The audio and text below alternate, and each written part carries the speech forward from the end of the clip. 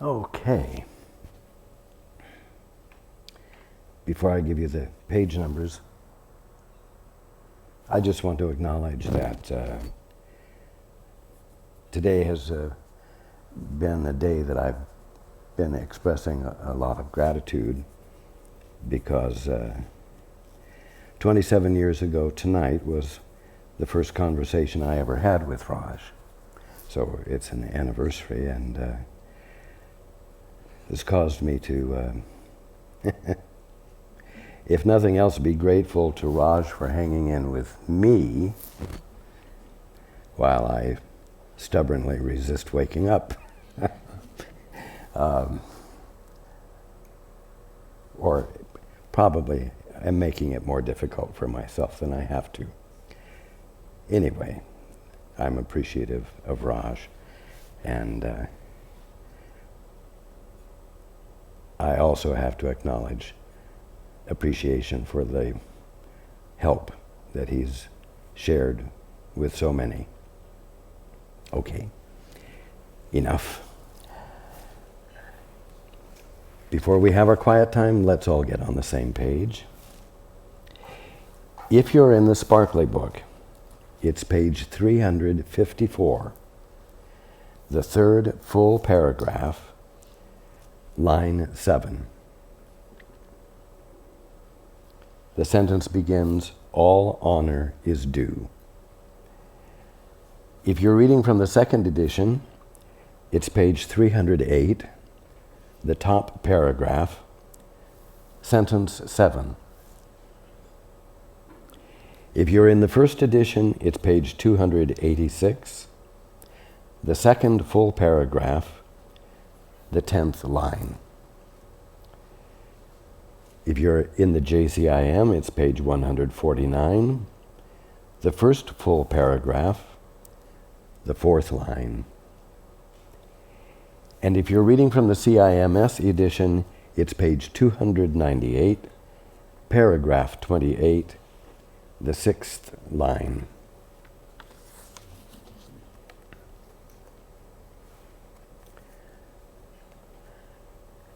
Okay. Let's take a few moments to be quiet together.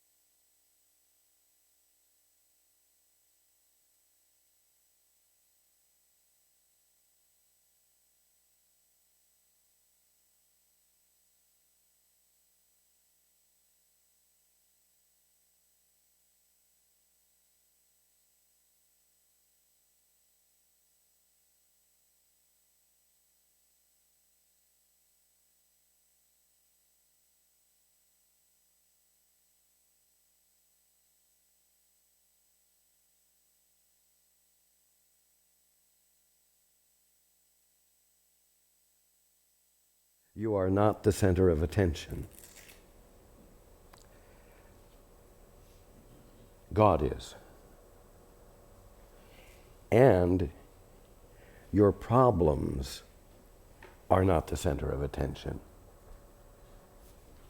Truth is.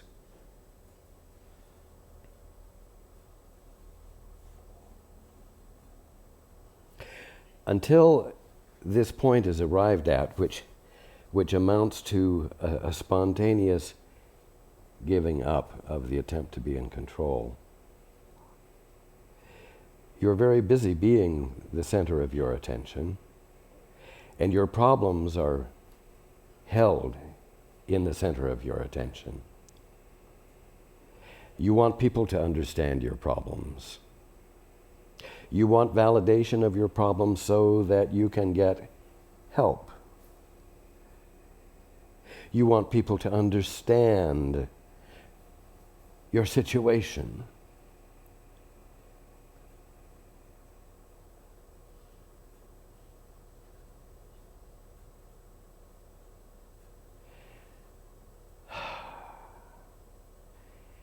And so there you are, the center of attention,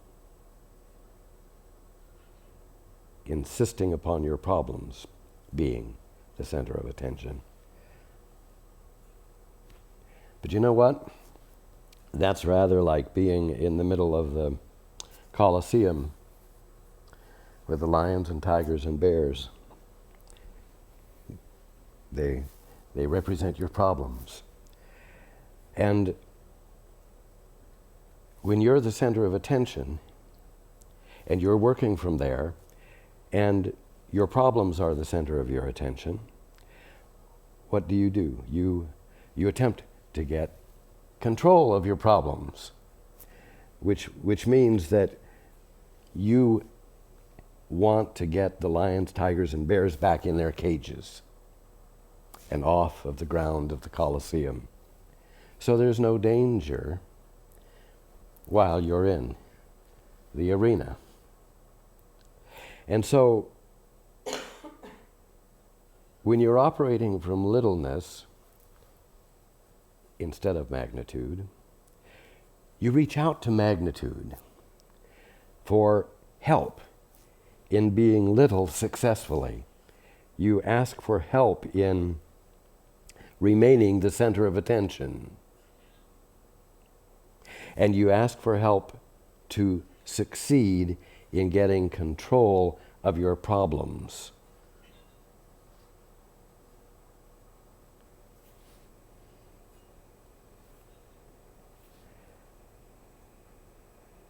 That is what being an orphan is about. And so you effort at remaining little and using magnitude to be little successfully.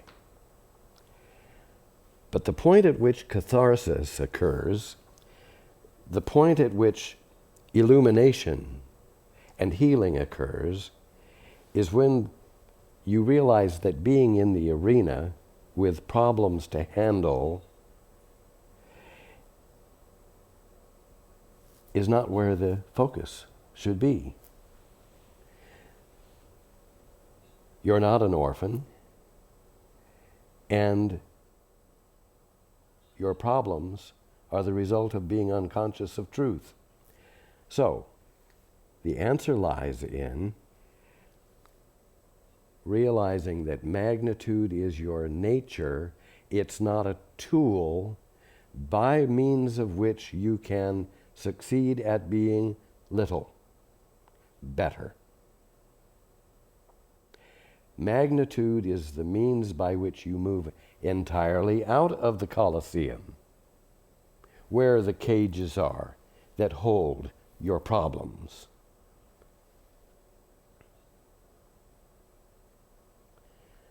Oh, but you say, I know, I'm supposed to look into my brother's eyes and remember God.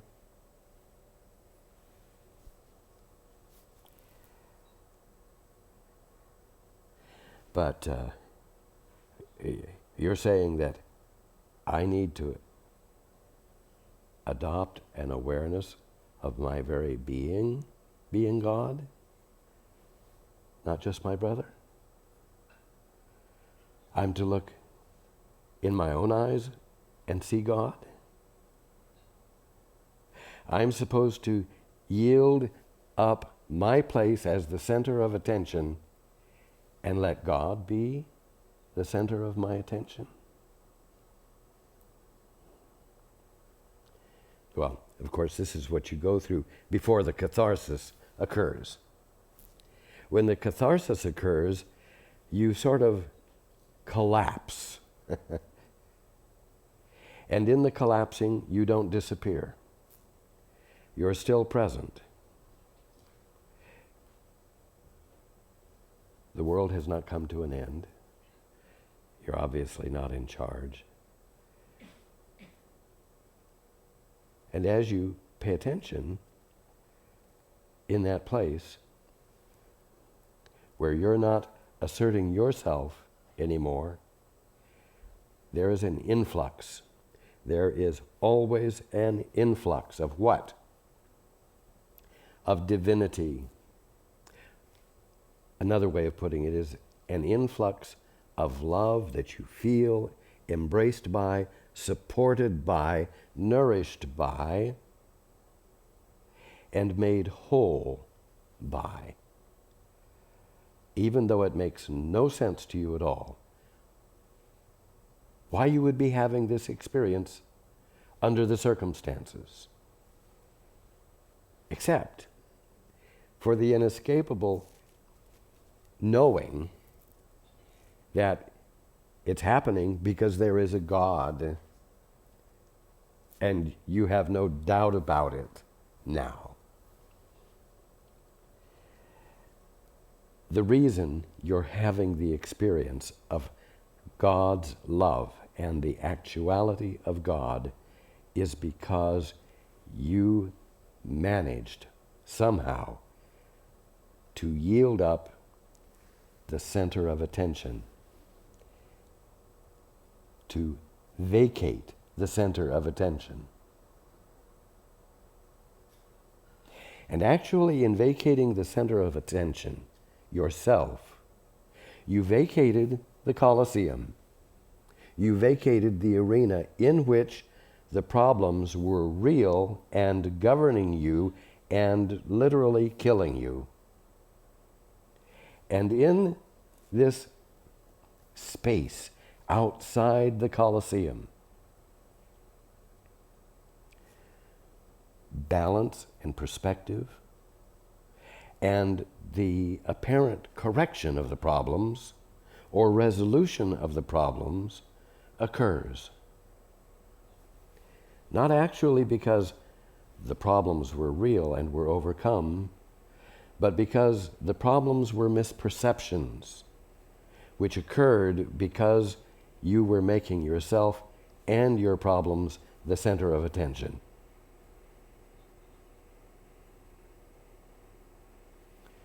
And so clarity is restored in peace.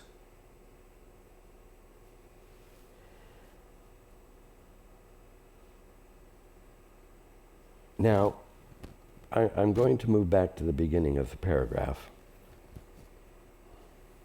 which we finished up with last time.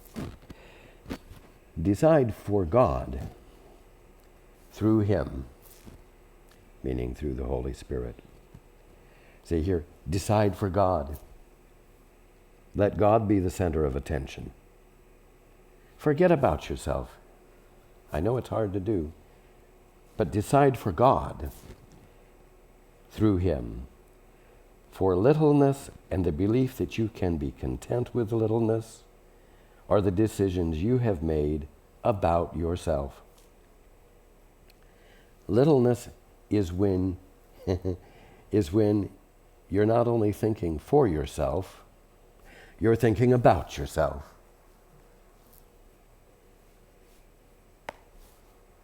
That's what littleness is. Magnitude is when you're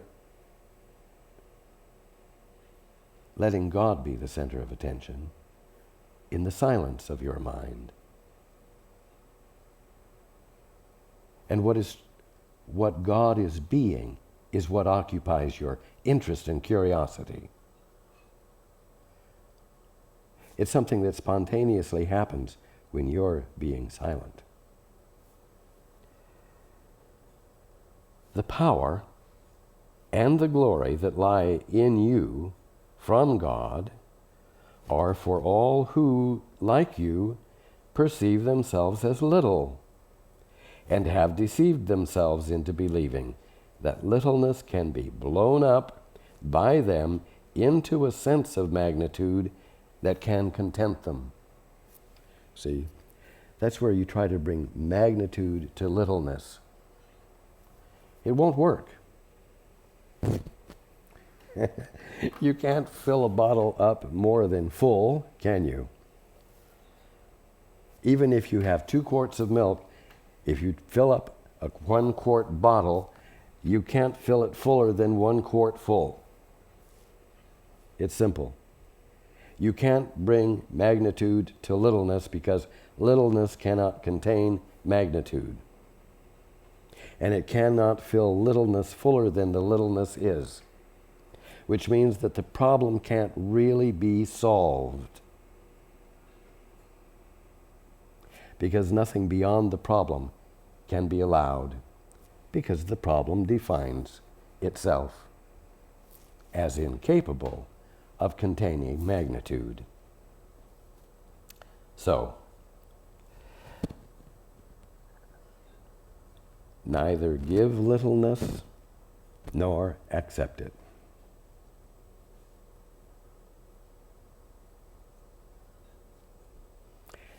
All honor is due the host of God. We're not talking about the heavenly hosts or the heavenly host. We're talking about the host of God. That's you.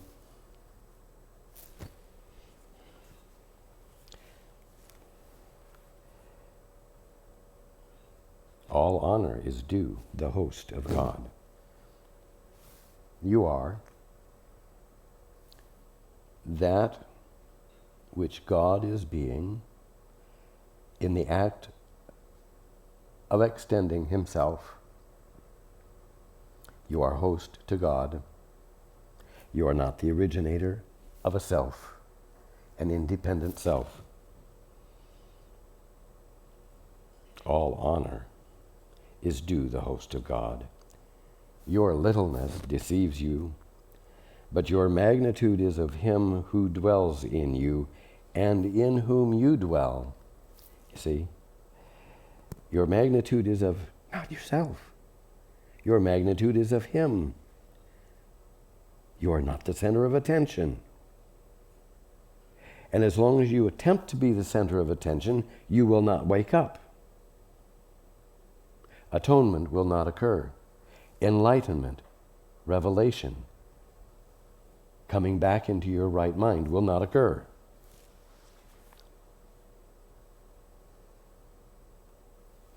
It seems to be a simple thing I'm saying, but it's an extremely profound thing, because you define yourself and govern yourself by means of littleness, not by means of God.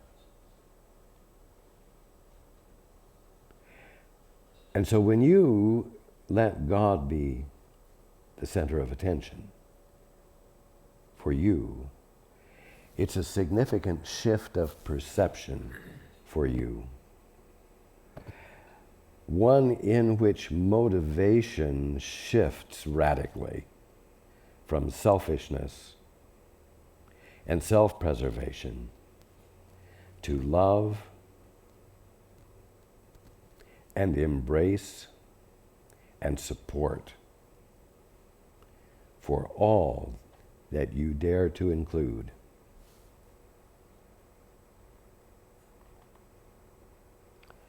Again, your littleness deceives you, but your magnitude is of him who dwells in you and in whom you dwell. Now listen to this. Touch no one, then, with littleness in the name of Christ, eternal host unto his Father.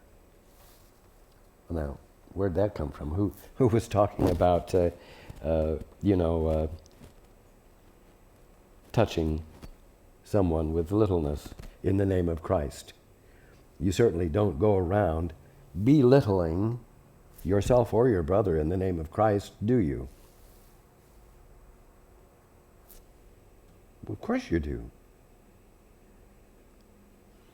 Because you can't stop being what you are. You are the Christ. You are God. You are God presencing himself as himself right there where you're saying that you're an independent entity, a definition of littleness. But where God is expressing himself is the Christ. Right now, you are the Christ behaving as though you're not. And so you touch your brothers with littleness in the name of Christ. You're doing everything you do in the name of Christ because you're the Christ doing it.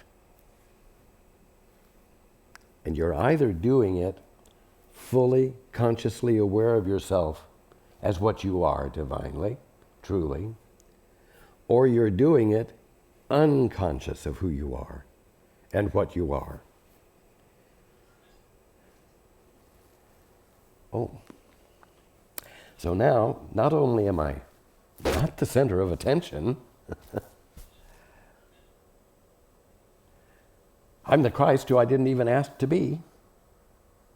You know, Christ was Jesus, 2,000 years ago, somebody else, and I can choose to follow him or learn from him or be blessed by whatever wisdom he dared to embrace, But, hey, I sort of like the Colosseum. And I sort of like the thrill of dealing with my problems. And when they come out, getting them back caged again. Well, then put away the book. Stop wanting to know the truth. The simple fact is that you are the Christ, and whether you do something ignorantly or fully consciously, it is done in the name of the Christ because the Christ is doing it. So, all honor is due the host of God, you and all of your brothers and sisters. Your littleness deceives you, but your magnitude is of him who dwells in you and in whom you dwell. Touch no one, then, with littleness in the name of Christ, eternal host unto his Father. Stop acting like what you're not. And dare to take what this is saying and what I'm sharing with you with utmost clarity.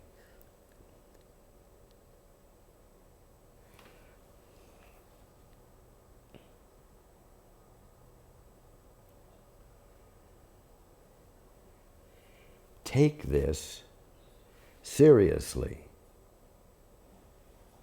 Take it as though it's the truth,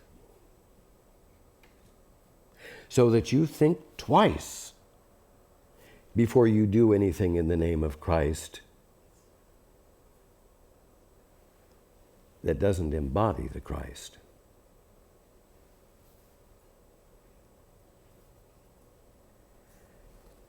Now, you're supposed to look into your brother's eyes and remember God.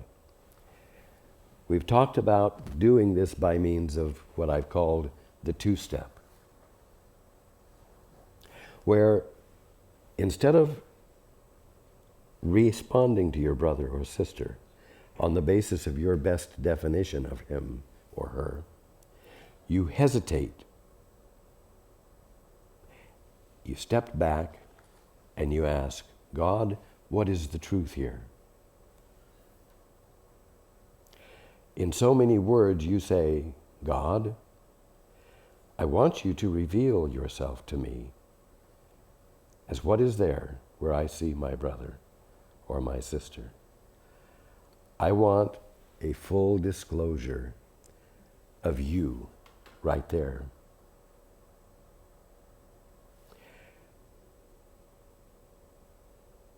I want you to fill me up with the experience of truth so that I might spontaneously and effortlessly extend it to my brother.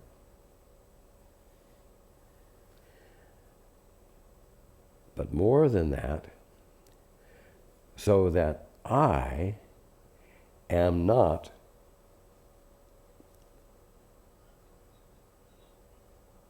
engaging in misperceptions and believing them to be the truth,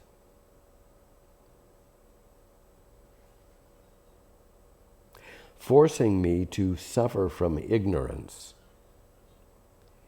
and behave badly, behave inappropriately, behave mistakenly.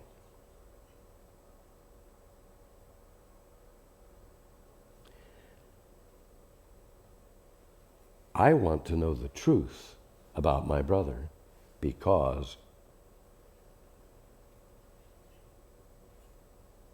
I want to be sane. And so I'm going to look at my brother, but I'm not going to let my brother be the center of my attention. In so many words, I'm going to look at my brother, who I currently am perceiving him to be, with a willingness to look through what I'm perceiving him to be so that I may see God there.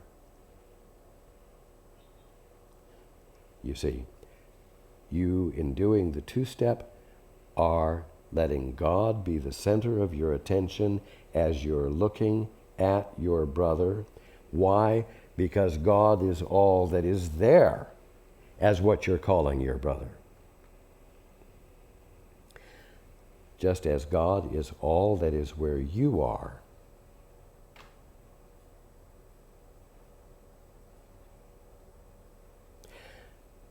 Again, the simple realization and the ultimate realization is you are not the center of attention, and your problems are not the center of attention. Let yourself as the center of attention go. Let your problems as the center of attention go. Instead of yourself as the center of attention,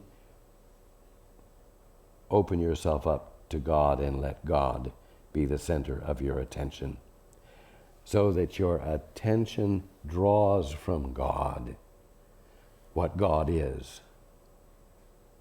And let the problems that have been the center of your attention, let them be replaced by truth filling the void, because you want to know the truth.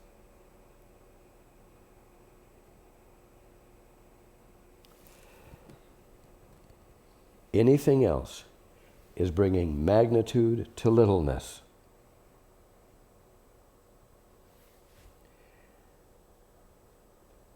And I'm sorry, you will never, ever succeed at being a real orphan. Now, in this season, continuing, which was Christmas, in this season, Christmas,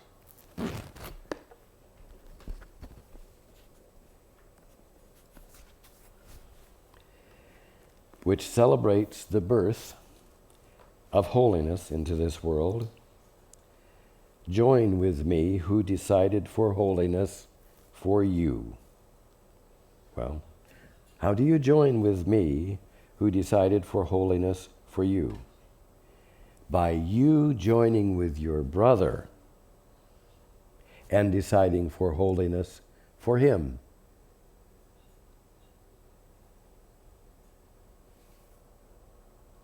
How do you do that? You decide for holiness for him by looking past whatever your present definitions are of your brother, letting God be the center of your attention where your brother is, so that you bring into your awareness, by your attention to God, the experience of God,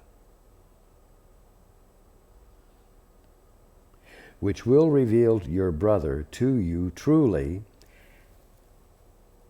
as what he divinely is, as well as in his perfection. And I mean by that, fully healed of any imperfections. I'm talking about this act of letting God be the center of your attention where your brother is being that which is actually transformational.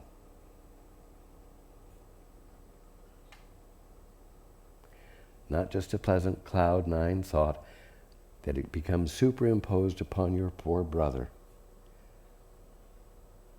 This is very important, because we're talking about shifting from what you call the world and universe, which is a misperception of the kingdom of heaven, to the direct experience of the kingdom of heaven right here and right now.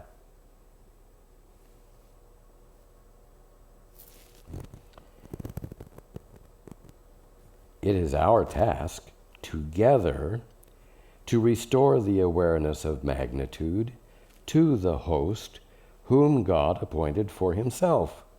Well, who is the host whom God appointed for himself? Every single brother and sister. Every aspect of creation.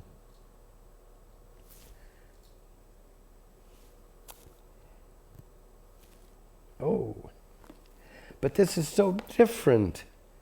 This is such a different goal from what I had when I was the center of my attention.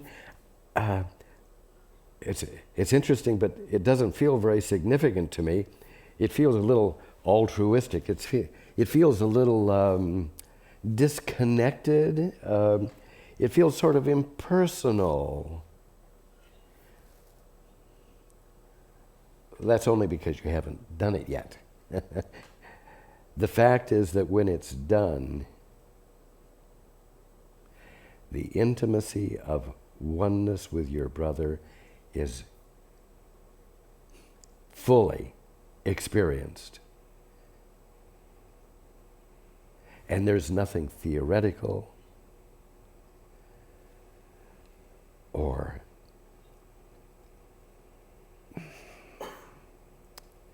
of the nature of fantasy to it.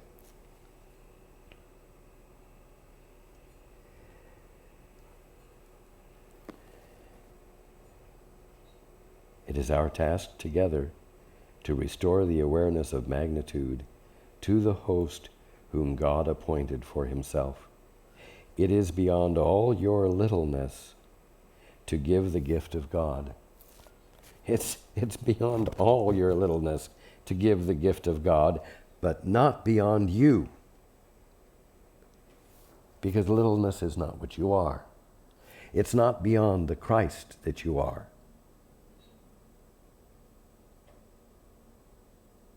It's not beyond the Holy One that you fully are at this moment, even though you're not embracing the conscious experience of it fully.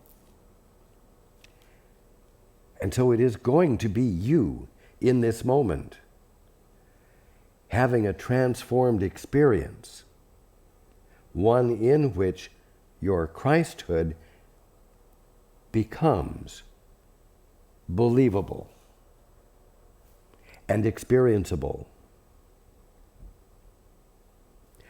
so that believing it fades out of the picture because it's a knowing, because you remember who you are. So, mind you, this is a very simple lesson. It's the difference between magnitude and littleness.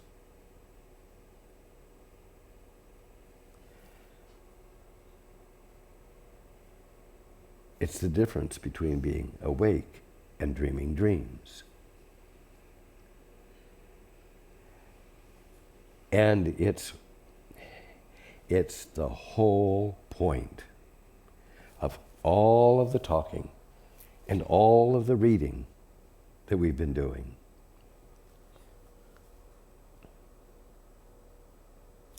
Again, it is beyond all your littleness to give the gift of God, but not beyond you, for God would give himself through you.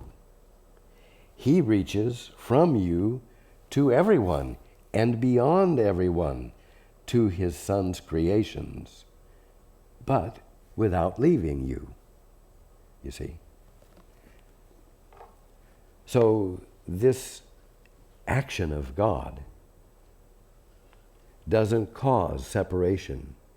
It doesn't cause differences between or betweennesses. It's given through you, but you're included.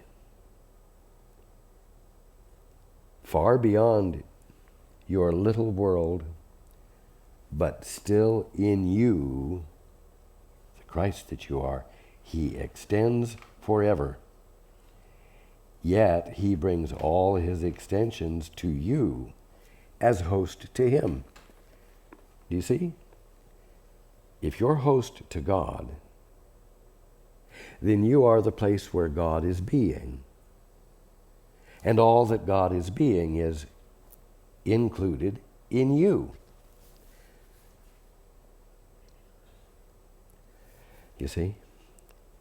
You're not the center of attention.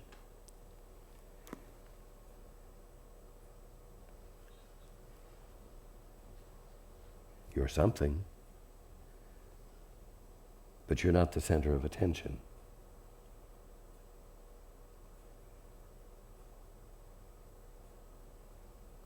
Abide with that and let the fullness of its meaning increase itself.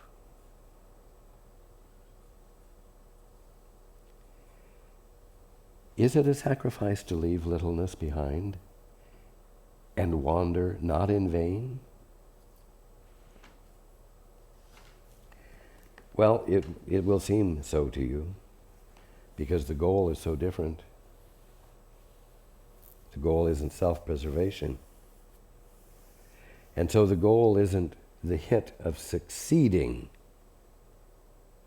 at preserving yourself. It's something else that you hadn't given much meaning to. And so it feels like you're sacrificing something. It feels like you're giving up something.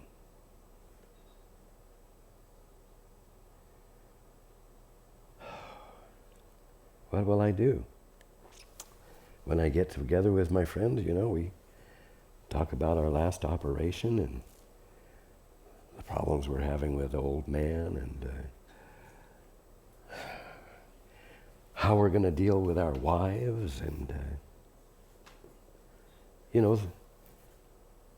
working out these real life problems are what means something. Without problems to discuss, what will we do? See, life will be pretty flat, pretty empty. Well, I promise you it won't. There will be no sacrifice. Is it a sacrifice to leave littleness behind and wander not in vain? Remember that littleness is thinking for yourself and thinking about yourself. It's not a sacrifice to leave that behind and wander not in vain. It is not sacrifice to wake to glory.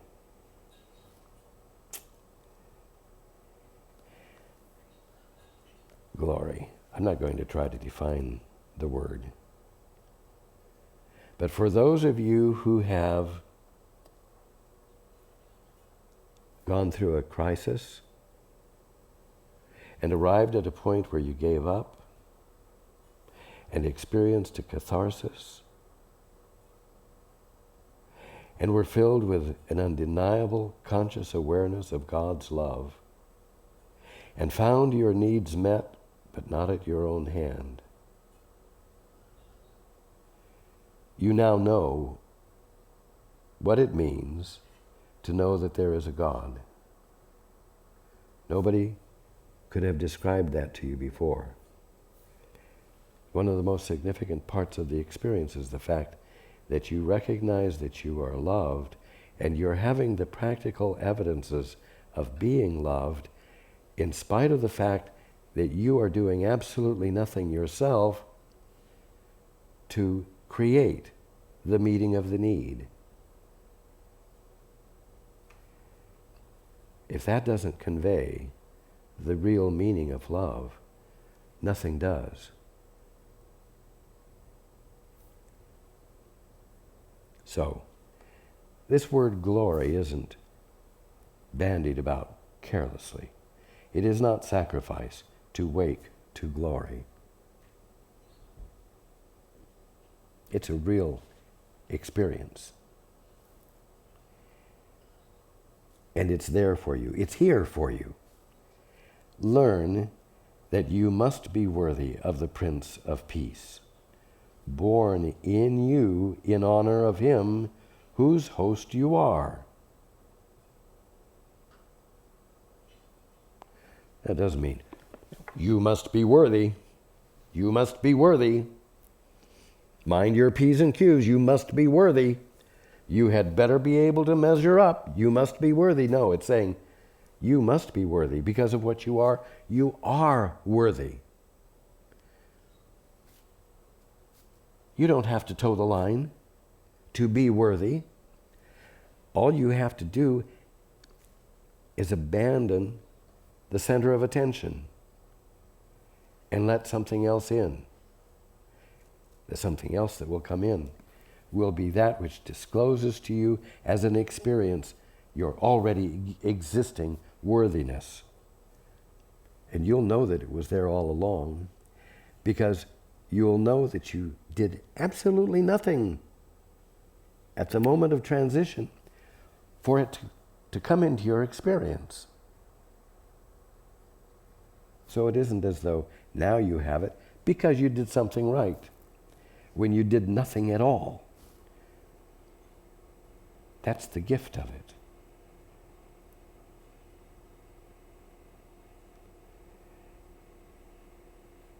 You know not what love means, because you have sought to purchase it with little gifts, thus valuing it too little to be able to understand its magnitude. Love is not little, and love dwells in you, for you are host to him. Before the greatness that lives in you, your poor appreciation of yourself and all the little offerings you have given slip into nothingness. And in the presence of the experience of what love really is, and that it embraces you, supports you, and negates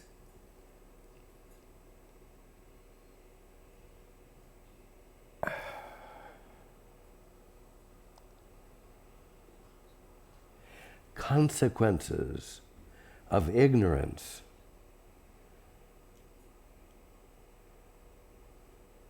that never did represent you truly. That is what awaits you. And that's the proof. That's the proof that all of the struggle and the strife you've engaged in was meaningless, because you never were that poor orphan.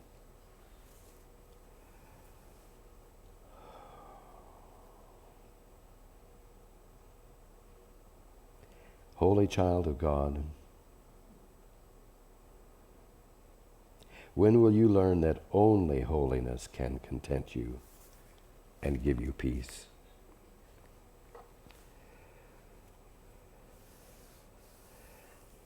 Holy child of God, when will you learn that only being out of the arena, only being out of the Colosseum, only abandoning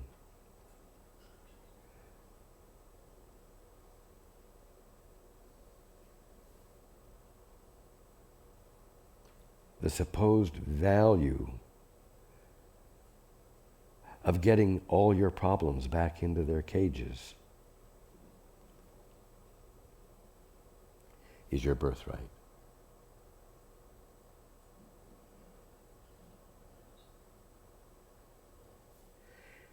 Well, tonight's not too soon.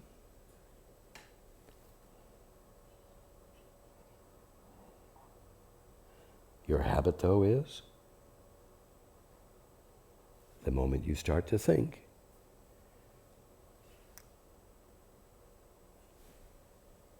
for you to be the center of your attention, and for your problems to be the center of your attention.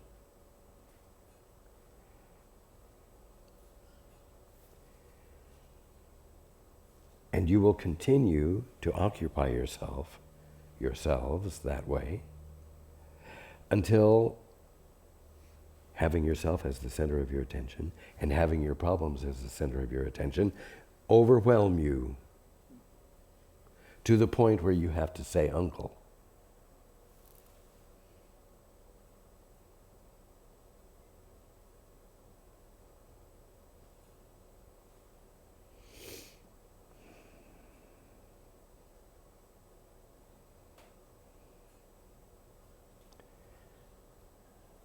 The grand lessons. You're not the center of attention, and your problems are not the center of attention. And when those two centers of attention, points of attention, are abandoned in favor of knowing God and in favor of knowing the truth,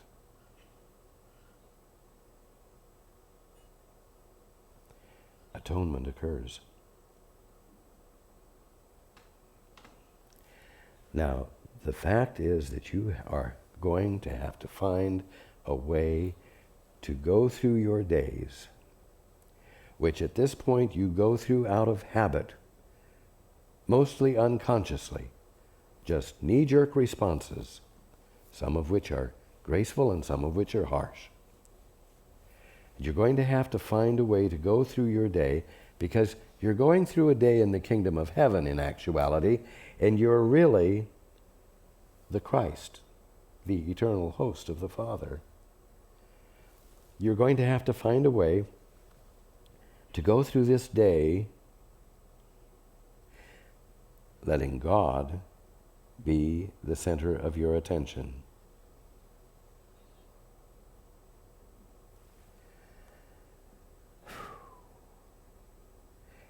And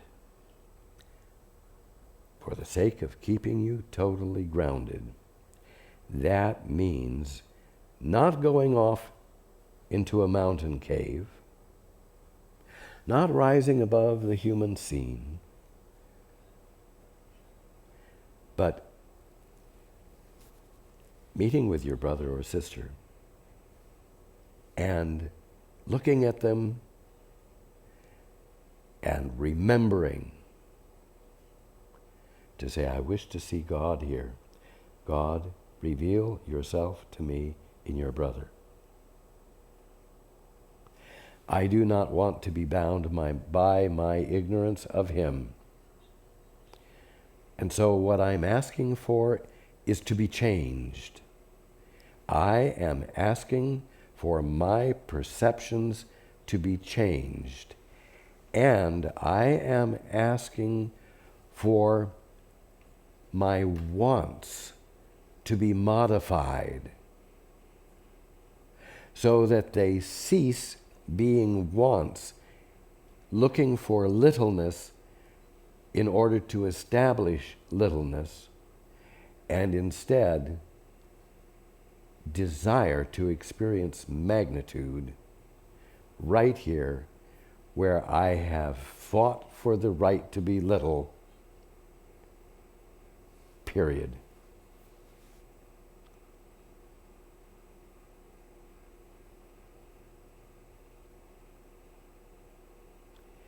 When you're suffering, it's relatively easier to do that. But where you're going to make your greatest headway is when you engage in this, when it's not a means of getting control of your problems. When you're in the relatively free space of harmonious experiences, harmonious relationships, and using this non-contentious space to transcend or get beyond or behind the current perceptions. Your current perceptions, your brother's current perceptions.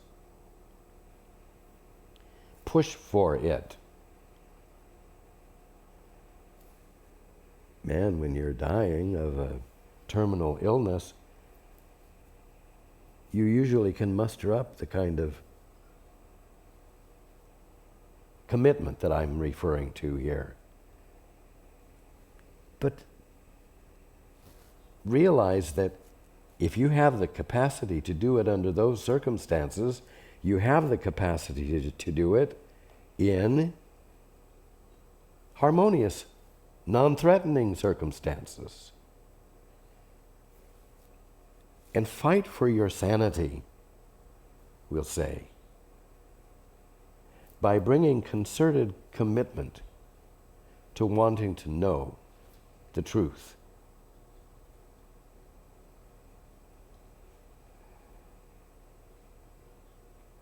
And a concerted insistence upon abandoning the center of attention yourself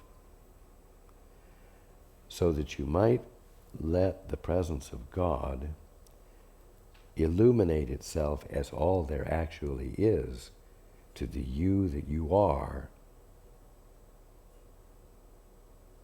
in all the fullness of what that means, in all the transformational fullness of what that means. And then give permission for yourself to be changed.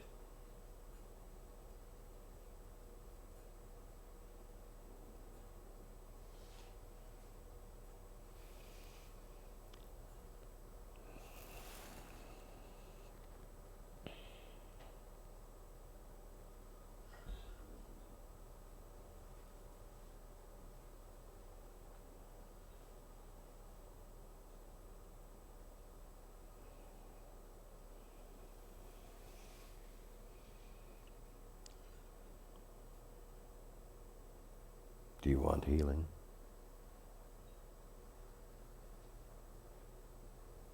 For yourself? Do you want healing for your brother?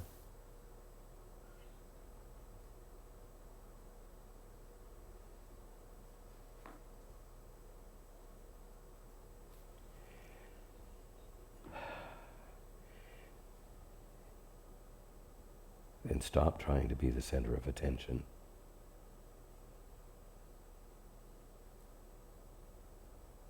Stop opting for littleness.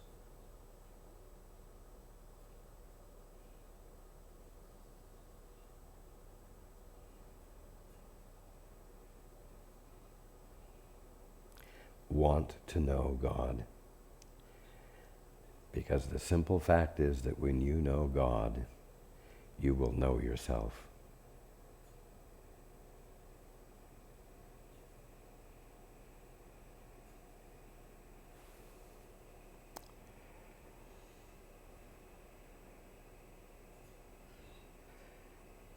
You will not disappear. You will not be swallowed up.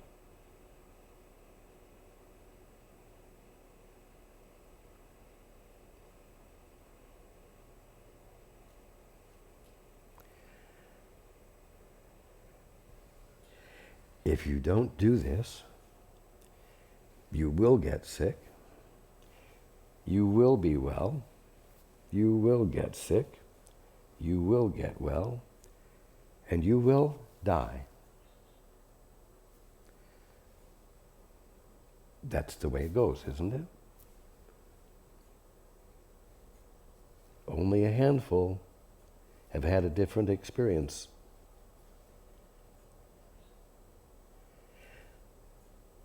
So what will it cost you?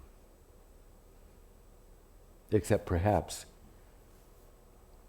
the option to get sick and well and sick and well.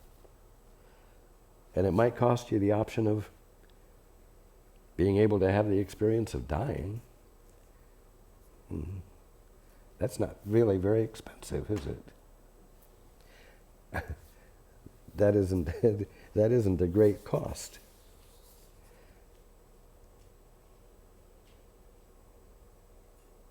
So this week, abide with the simplicity of this.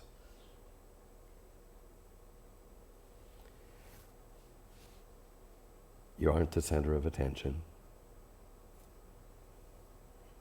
God is. And your problems shouldn't be the center of your attention. Truth should be.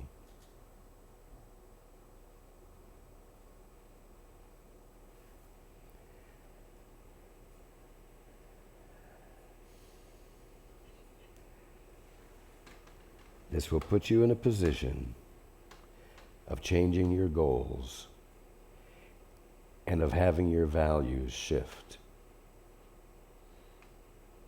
But the one thing it won't do is estrange you to your fellow man or your world.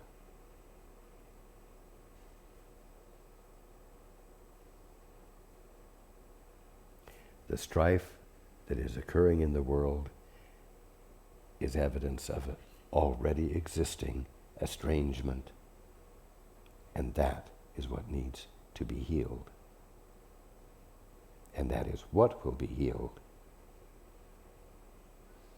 when you realize that you're not to be the center of attention, and your problems are not to be the center of your attention.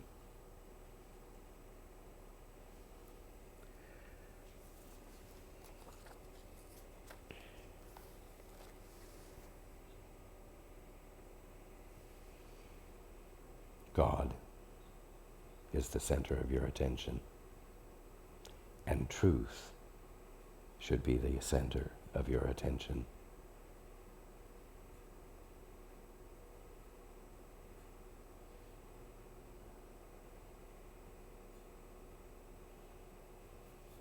That's not too simple an answer to the problem of being. I look forward to being with you next week.